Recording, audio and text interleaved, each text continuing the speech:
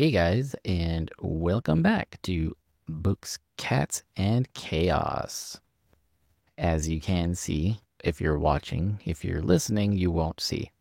I am here by myself today because I am doing another. I won't really even call them special because they're not special anymore. I'm doing an in-between episode in between our regular episodes. So, just to let you guys know, this week there is no Throne of Glass or Crown of Midnight, I mean, and there is no Fourth Wing.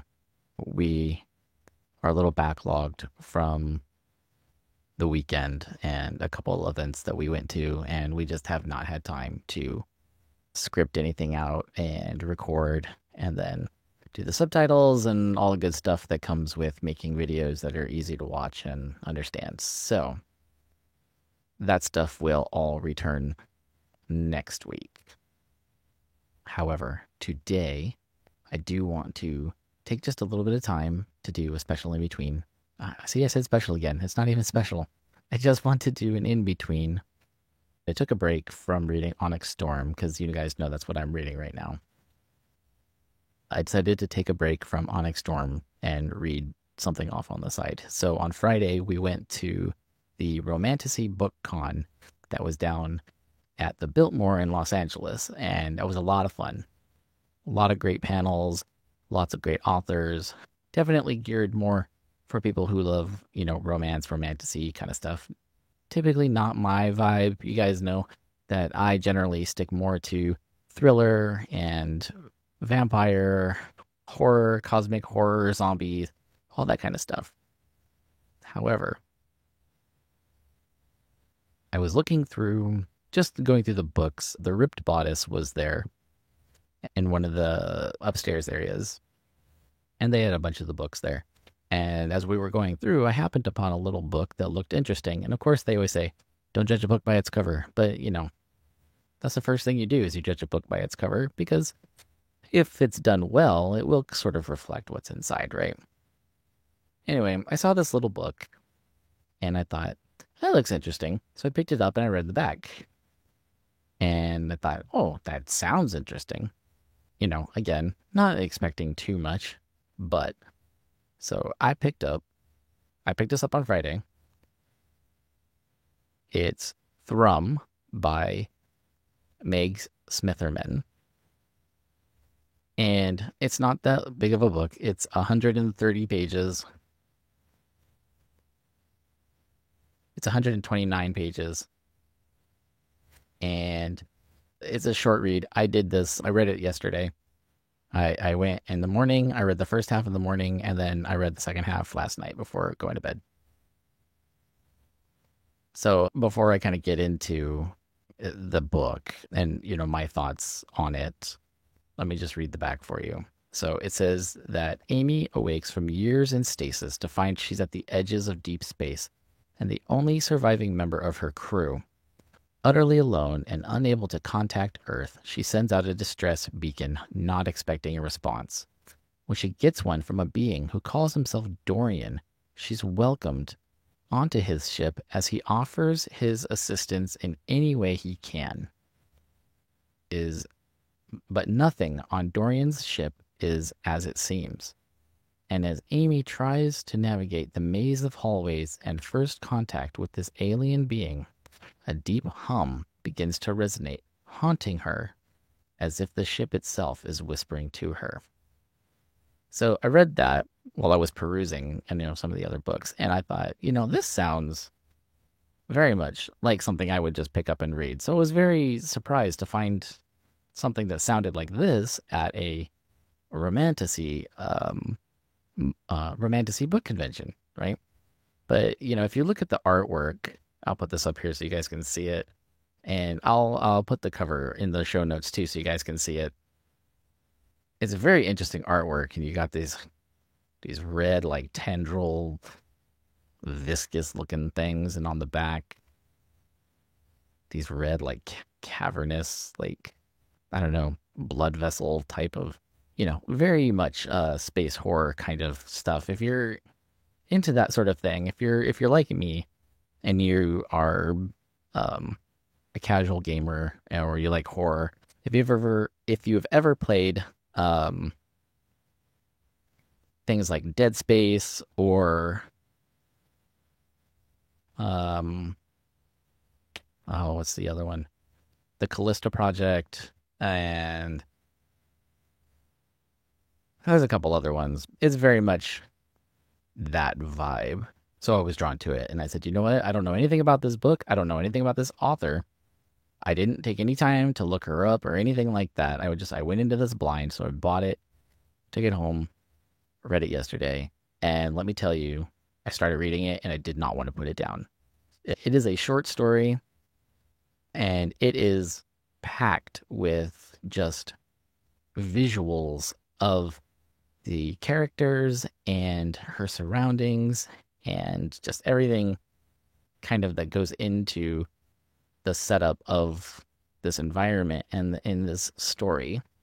And one of the things that I really enjoyed about this story was the central focus on the main character, Amy, and basically the unraveling of the human mind when confronted with an entity that it cannot understand. And not just an entity, but also her situation. Now, this is going to be, I'm doing this in as much of a spoiler free way as possible because I would really encourage you guys to buy this book and to read this book. And the audiobook is also coming out at the beginning of March. So if that's more your vibe, definitely get the audiobook because I'm going to get the audiobook too, just because I want to listen to it from a different sort of perspective, not perspective, but different, way. And the book starts off, I mean, right from the get-go, this girl wakes up and her crew is dead, and she can't believe that her crew is dead. What happened? They died in stasis. Something that they, back on Earth, that they told them could happen. But the chances of it happening were so small.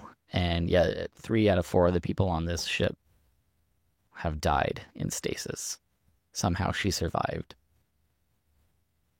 And as she begins to explore her ship, she finds reasons to believe that this may not have been an accident, but it may have been sabotage.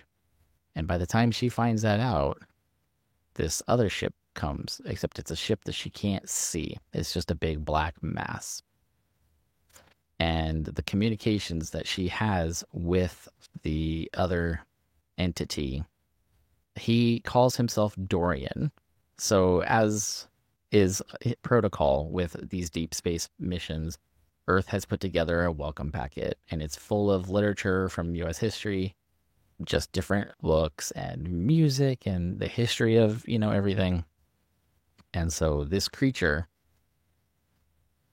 took that packet, analyzed it within a couple seconds, learned how to speak English, created itself a name, Dorian, and was able to reach out to her to help her. And so she goes on to his ship, and so begins the journey of these characters. Now, if you look this book up on Instagram and you go to, or not the book, but if you look up Meg Smitherman on Instagram and you look up this book, and she has a couple other books too, she has this labeled as a sci-fi horror-mance, which is a very unique category to put a book in. And as you get into the book, you will understand why. Because there is definitely a romance that builds between these two characters, Amy and Dorian. And I liked that within this book, within the romance and the relationship that these characters are building, the attraction that they're feeling towards each other, while this is happening, she feels slowly losing her mind.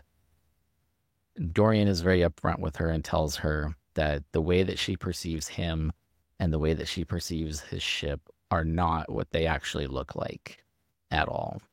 They are intercepting her brainwaves and showing her something that is going to be less jarring, I guess, to her psyche.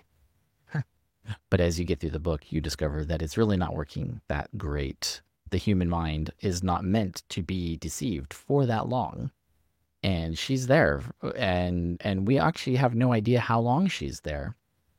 Initially, she doesn't know if she's been there for hours or days or months. She has no concept of time. She has no concept of direction. The ship changes depending on where she is. And you see the character really basically descend into madness or the verges of madness because she can't understand the things that she's looking at. And as we progress through the story, she starts seeing, shadowy figures, and she swears that she's being haunted. And Dorian has to remind her that there's nobody there. It's just him and it's just her. And she believes him. And as they are, close together, she feels safe. But when then she's apart from him, the existential dread starts to pick up and kick back in, and she begins having nightmares, and she gets lost, and she starts having visions and hallucinations. And one of the things that I really, really appreciated about this book was the very descriptive, chapters that Meg put in about these nightmares and hallucinations that Amy's having. Very detailed, just, visceral gore, skin sloughing off of people's faces, and blood patches open, and they rip open, their skin to show their insides while chasing her down hallways, and just very descriptive and very disturbing. So it's very much it's sci-fi and romance mixed in with psychological horror and what would appear to be a cosmic horror. I guess I would venture to say that this would fall in the category of cosmic horror, because she is there with a creature that she doesn't understand, that she can't possibly understand. And so he has to appear to her as a human.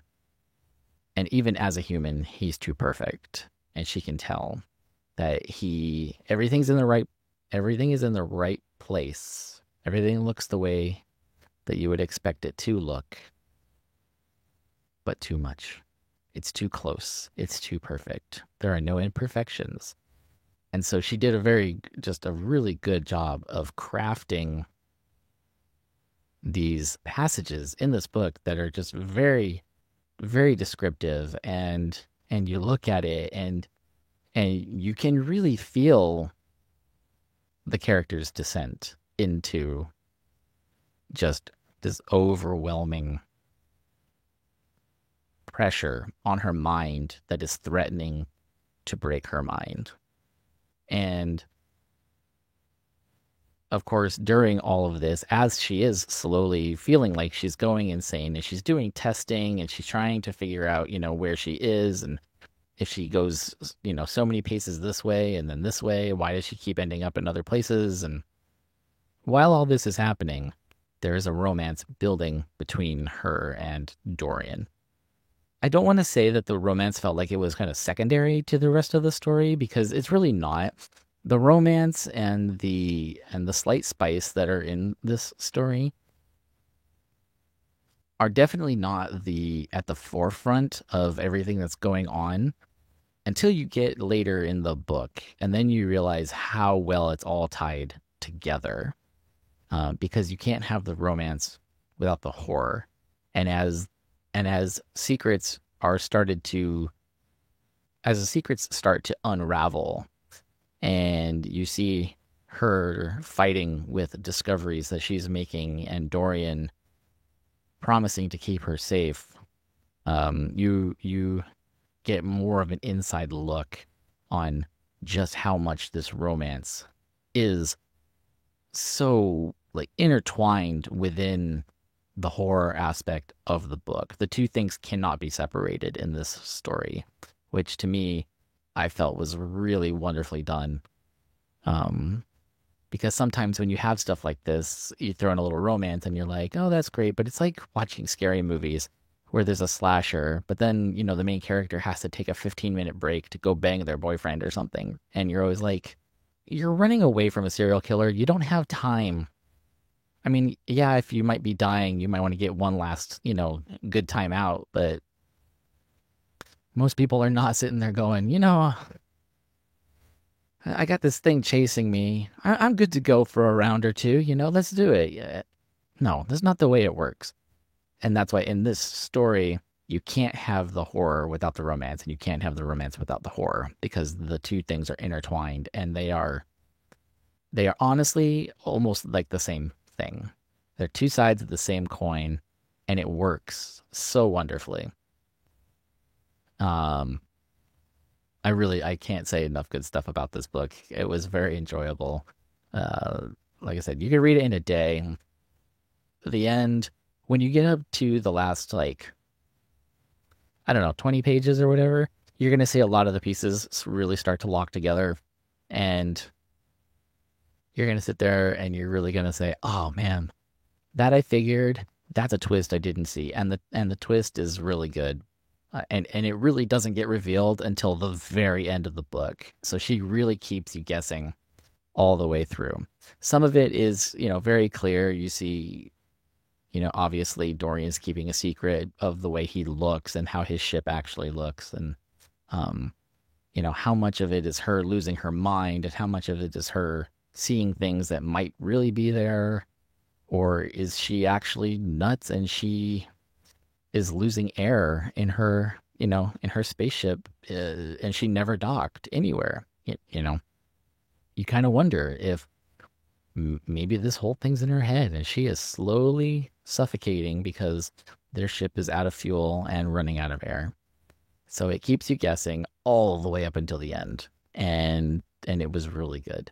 So I would say if you're looking for just if you need a break from reading these really heavy plot driven easter egg finding stories, we got the Empyrean series and we got the Throne of Glass series, and there's 3 books in the one and there's 8 books in the other one, and then you've got the whatever the new ones are that are coming out. There's everyone's like, yeah, I got my new book series and there's 5 books in it. And if you're looking for something that you don't have to pay a lot of attention to, well, no, I take that back.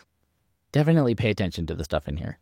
If you're looking for something that you can read in an afternoon and not have to worry about, um, what's coming next or what's coming after, and you just want to kind of disconnect from the big old world building, uh, gigantic continent, lands, wars, everything kind of books, pick this up.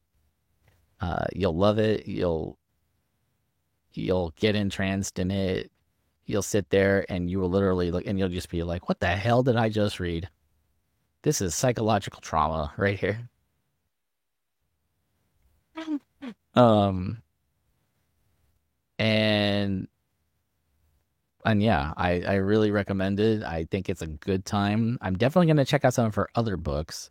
I think the other one is called Swallow or Swallowed, and it's also a horror romance, or a horromance as she calls it, that involves romance, horror, and horny plants. So I will be checking that one out pretty soon as well. But if you're in the market for something that's easy to read, will leave you at the end of the book going, what the fuck? Um, Read Thrum, because it's a good time. I, yeah, I was reading it, and Casey was asking me how I liked it, and I said, this book is a mind fuck. It'll get you. It'll get you. So that's Thrum by Meg Smitherman, and I will include this for the people who are listening. I will include this in the show notes. I'll put a link for it, probably in the, I don't know, to Amazon or maybe like Ripotis or something. I don't know. I'll put a link to it so you guys can find it, and I'll put a link to probably for the audio. I think it's Audible, or the audio version that's coming out soon. Check it out. Highly recommended. This is instantly one of my favorites. It became a favorite literally overnight. It's going on my shelf with my other books that I will keep forever because it's a gem. And the fact that I found it at Romantasy BookCon made it even better because I didn't think there would be anything for me there. And that this gem appeared. So there you have it. I hope you guys enjoyed this episode of The In-Between. And this was The In-Between for Thrum by Meg Smitherman. And next week, we will be back on schedule. So we will be back into Crown of Midnight, and we will be back on Fourth Wing.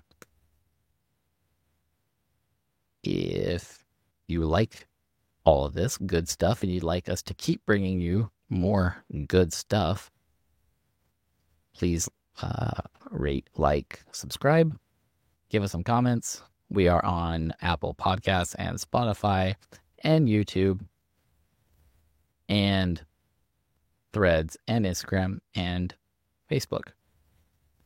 You can also email us at hello@bookscatsandchaos.com. We would love to hear from you. And if any of you guys have any recommendations for things like this, short little books like this are great for in-betweens because, we aim to do these in half an hour or less so that these little episodes are easy to listen to and to digest in between the other shows that are, typically about 2 hours. And I would love to get some more recommendations from you guys. If you have any other recommendations that are sci-fi, romance, and horror, or some amalgamation of that stuff all smashed together, please let me know. Give it to me. I love this stuff. And on that note, we will see you for our next episode, which will probably be a recap of going to the Romantasy BookCon. Casey was pretty excited to meet a bunch of authors and lots of good stuff, lots of good panels. It was a very enjoyable time. So we will do a recap on that. And then next week, we will be getting back into Crown of Midnight and Fourth Wing and moving forward. So everybody have a great rest of your day or night or whatever time you're listening to this. And we will see you next time.